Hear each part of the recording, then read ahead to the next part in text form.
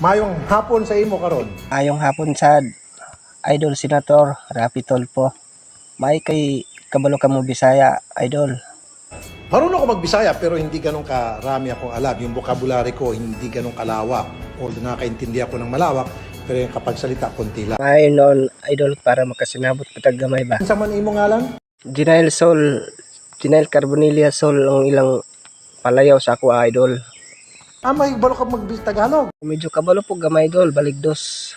Baligdos lang, limited. Stay lang, mahibalo ka mag-Tagalog. Para di na ka mag-nosebleed ba ako sa pagbisaya? Stay lang, yung taon. Bakit, Idol? Magtagalog na lang tayo para madali ba? Madali. Sige, pero magbisaya paghihapon ako kasi cute kapag nagbisaya. Okay. Naman nagbibiro. Hindi naman ako cute Ang ako bisaya, kanag limited lang ba? Pero makasabot ako daghan. Buti kong mao, Idol, kasi yung limited ko, kasi Tagalog. Kailan ka nag-umpisa mag-vlog? Bago pa lang, Idol, mga 3 buwan pa ata.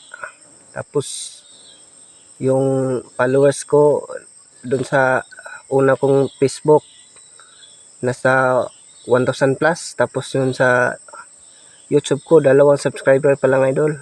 Ba't mo naisipan mag-vlog? Gusto ko lang pong magpasaya ng tao, Idol. Lalong-lalo na yung mga nasalanta sa Baguio, sa pandemic. Yun, gusto ko silang pasayahin. Paglaki mo, anong gusto mo maging? Kung sa man imong ambisyon? Ang paglaki ko, ang gusto kong lumiit, Idol. Ilan ang followers mo?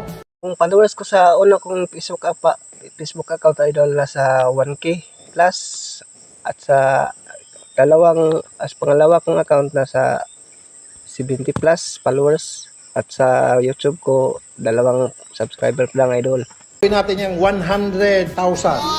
Malabo yata mangyari yun, Idol. Ang hirap kasi makahanap ng mga subscriber sa YouTube at sa Facebook. Pag hindi maganda yung mga video mo, talagang mahirapan kang magkaroon ng mga follower. Mangyayari lang siguro yung 100,000, Idol, kung magdagan tang maglibang magdagan. Pero lang siguro tataman kay murag galain man akong tiyan, Idol. Ay anga nagsuol pa akong itlog ba.